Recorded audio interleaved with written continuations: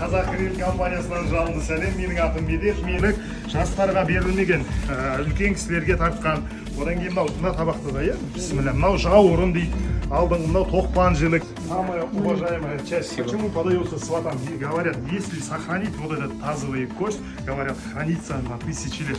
Поэтому специально подается сватам и старшим аксакалам СВД. Дальше идет грудинка, подается кьюбала. Вот он я. Кьюбала подается.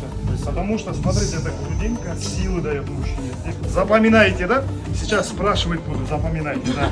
Хорошо отвечать, самый хороший, самый большой кусок, да?